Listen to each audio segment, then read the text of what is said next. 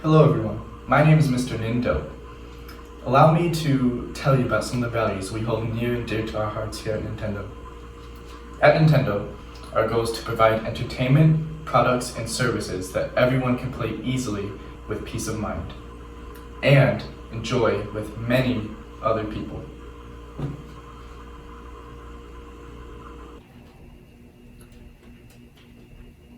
Wow, I can't wait to upload this video to YouTube with me playing this game. Oh, and then I forgot, I'm gonna be in that tournament with my friends online from Melee. You're gonna do what? No, guards, get him. You know what to do. What? Anyways, sorry. That guy is trying to be a little too free with our products and he's trying to have too much fun, and we can't have anyone being super creative with our intellectual property. But anyways, we will continue to seek out new potential for entertainment and put smiles on the faces of everyone Nintendo touches. Don't be like that guy, because then Nintendo will touch you in the wrong ways.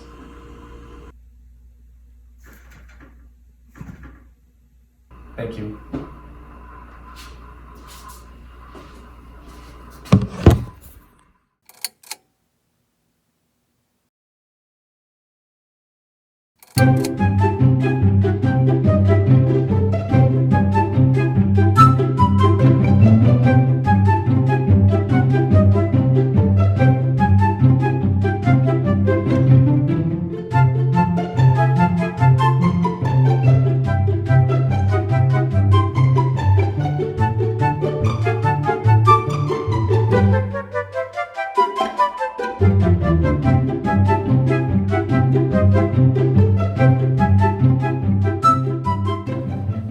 Alright, aside from the jokes and the subpar acting, if you can get past that, I'm making this video to address something that has been plaguing the game community and the content creator community for a very long time now.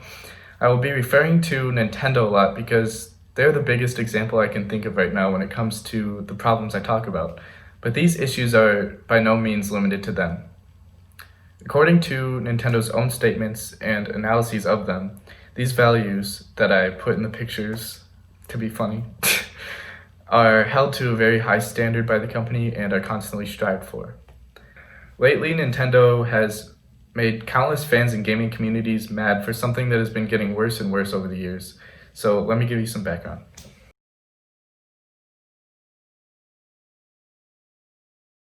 So for many years, content creators have been in a tug-of-war match basically with Nintendo.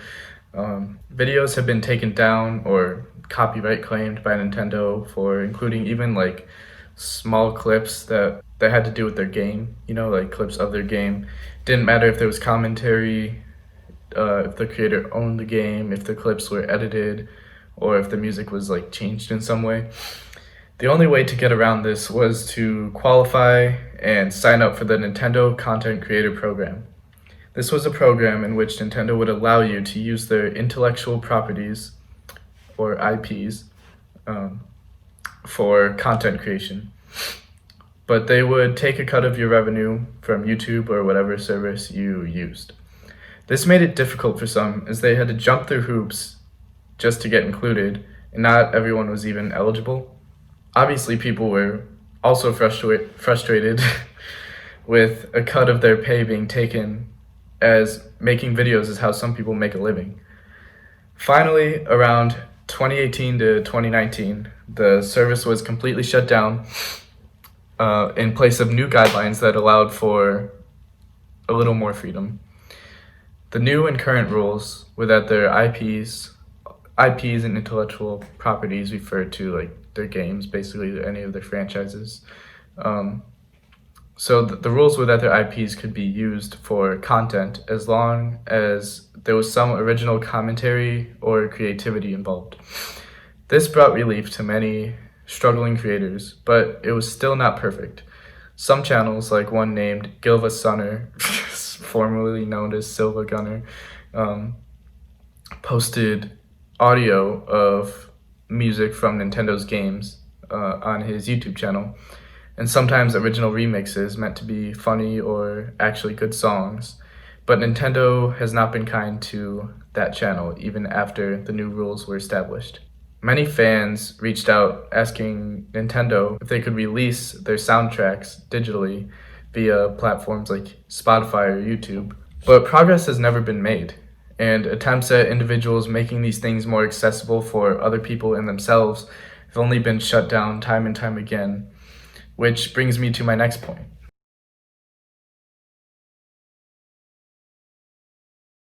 The newest upset involving Nintendo is in the Super Smash Bros. Community. Recently, an online tournament called The Big House that has been going on annually since 2011 received a cease and desist order from Nintendo for no valid reason. The gist of what went down is that there was a program called Slippy that was made for Super Smash Bros. And it allowed for a smooth gameplay experience when playing online. It was going to be used for the Big House tournament to avoid a large gathering during the pandemic, obviously.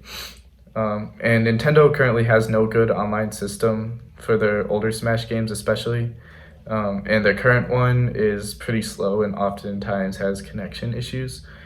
But for some background, Super Smash Bros. Melee is a game that was released in 2001, has no re-releases. But there's still a large competitive community involving the game. Because Nintendo does not sell their old hardware or software for this game anymore, many players have an emulated version of the game, which seems pretty harmless. When it comes to emulation, it can get pretty complicated with what is legal and what isn't, though. But if a person owns the game already, having a backup ROM, which is it's the type of file that emulators use, is not illegal. Another factor is that anyone downloading a ROM of the game without owning it doesn't even hurt Nintendo's sales because, as I mentioned, they do not sell the games anymore. After asking the tournament to be shut down, then eventually forcing it to be, Nintendo's only reasoning was that the Slippy program utilized illegal copies of the game, so it isn't allowed to be in the tournament. This was entirely invalid, though, because not only was the program something separate entirely from the game itself and not owned by Nintendo, but you also don't have to have an illegal version of the game to use it. Currently, the Smash community is furious and making tons of posts with hashtags like Free Melee, and Free Smash.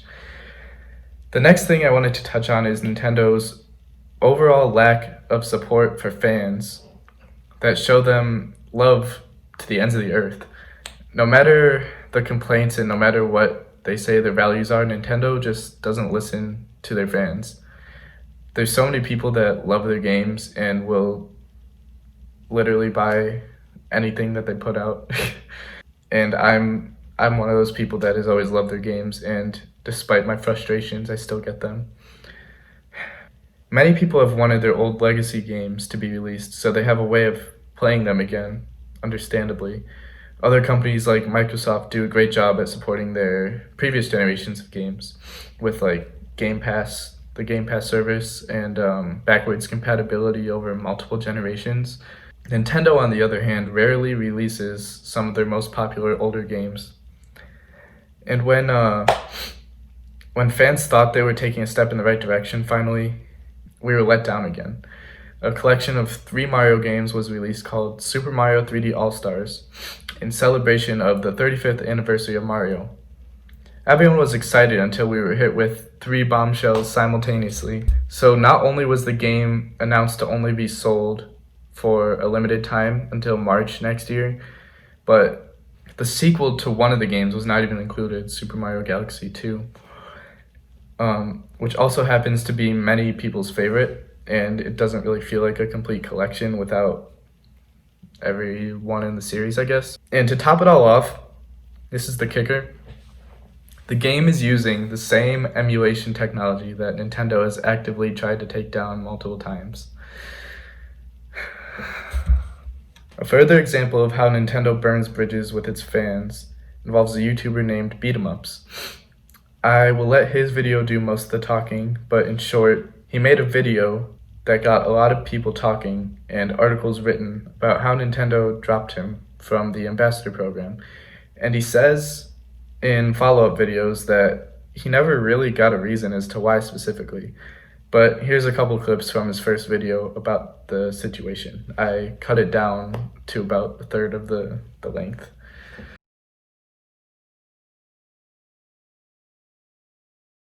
Okay, last week Nintendo emailed me to inform me they no longer wanted to collaborate with me on my channel or at all. They even asked me to please remove any mention of the Nintendo brand ambassador program from your social channels, bios, email signatures, etc. Essentially saying, you do not work with us anymore. You are not a Nintendo brand ambassador anymore. So please don't tell anyone that you are. And they told me why I was not. And the why feels like a slap in the face. But here's how it went down.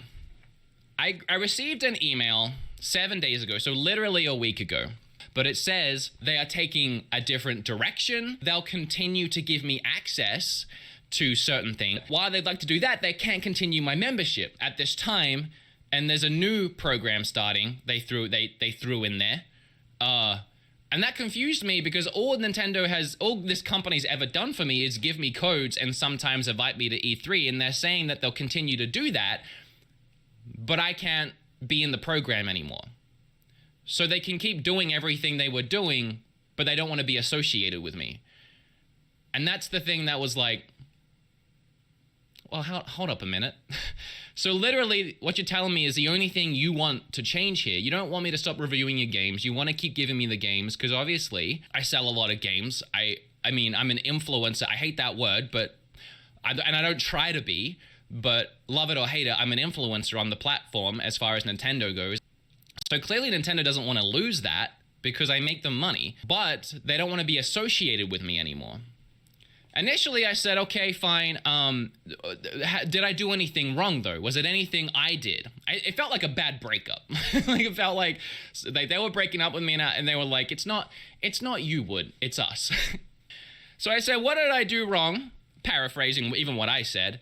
And then they said, paraphrasing again, it had nothing to do with your content. So I sent them a ton of questions because they said I could ask. I asked, is there currently a new program, but I didn't qualify for it? Does this mean that if that's true, that creators on the old program are automatically carried over to this new one already? Or will everyone on the old program eventually have their memberships canceled and maybe I was first? To which the reply essentially said, paraphrasing, there's a new program in effect now. So if you have a favorite creator that you know is a Nintendo brand ambassador, they are on the new program. As far as I talk to my friends that are on the program, no one received an email about shifting over to a new program. So nobody got notified about a new program. I was really the only one that got emailed about a new program in effect right now. And I found out because I didn't qualify for it. And I was the only one, I guess. But here's the kicker. Yeah, I said that it was a slap in the face. And this part, I guess it's upsetting because I don't really know what they're trying to say. Content creators for the program are evaluated on several things, including their passion for Nintendo, their social following, the quality and brand friendliness of their content. There's 3 things. Passion for Nintendo. Hold on, where's my channel? Can I bring that? Do I have to say anything? Is there a mistake? Like, is there something about this that doesn't scream passion? Their social following. I'm not sure what this means. I'm not sure if this means how many followers they have, just total, or what their social following is like what their community is like, I guess. Let's tackle it from both ends. One, my community is friggin' awesome. You guys rock. And I'm not just saying that. If you've been around here, you can attest for it. Hey, if you've been following me on Twitch and watching my Twitch streams, you know firsthand how nice everyone is. And then let's talk about the amount. I don't want to sound like I'm bragging at all, but let's prove a point here. I am coming up on 1 million subs. I am one of the largest Nintendo Switch channels. kind of cringe for me to say that because it feels like I'm bragging, but let's not beat around a bush. The social following, we got that in spades. And then the last one is quality and brand friendliness of their content. I'm brand friendly. I mean, when Yoshi came out, my review for Yoshi was literally me and Kim making crafts from the game. Like, things like that, it's so what I feel Nintendo. And I do it not because I want to appease Nintendo, not because I want to make Nintendo happy, but it's because it's who I am. I know that my channel is rated PG with YouTube. It's not an M-rated channel. It's a family-friendly channel. So I feel like I fall into this criteria, but Nintendo or Golan doesn't. It does suck, and it does hurt that someone somewhere in marketing went, this guy, don't trust him. They said it was not my content, explicitly said it wasn't my content.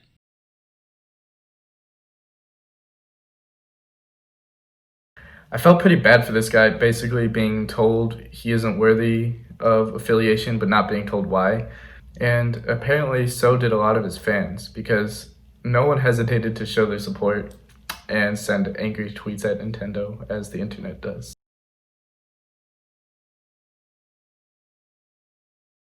Okay, so why am I making this video in the first place? What am I going to gain from it? I probably won't really gain anything besides hopefully a good grade in my argumentative project, but I want to make a statement and send a message above all things. Nintendo is definitely not the only game company that is too strict with copyright and doesn't do a good job of being consumer friendly, despite what they want you to think. But they're probably the biggest offenders currently. Copyright claiming, striking, and enforcement should really be used more sparingly, especially if the company is not being hurt financially or credibility-wise. It seems like Nintendo just doesn't care sometimes because they know people who like their games, as I mentioned, will just continue to buy them anyways. And it kind of leaves a lot of fans feeling burned in the end. All these corporate actions do are turn fans away. And if you're going to be that strict, at least make your own alternatives to what people want so that you have somewhat of a reason to be shutting down the attempts made by people who aren't even profiting from it usually. YouTuber slash Smash player named Hungrybox gave a very good analogy for this type of situation. He's pretty popular in the Melee community and he's a very good player. He compared Nintendo to someone deciding whether or not they should return a shopping cart to the cart return or inside the store. You have no legal obligation to return the cart. It'll be nice for workers if you do, and it'll be an inconvenience for them if you don't. But what separates someone who returns the cart from someone who doesn't is whether or not they are a good human being. Nintendo is like the person who doesn't care about others and leaves the cart when it comes to what they do to the fans. I doubt anyone important will see this video, but if you do, please take notes. It's really unfortunate when your favorite games are so restricted and held against you for trying to get more enjoyment out of them simply because they're made by a company who makes these decisions. Thank you for watching. I hope this was informative and a good enough argument for the project, and I hope that anyone viewing this on YouTube has learned something, and I'm just happy to be adding to the voices because everybody has been trying to reach out lately and kind of get it through to the big companies' thick skulls. Thanks for watching.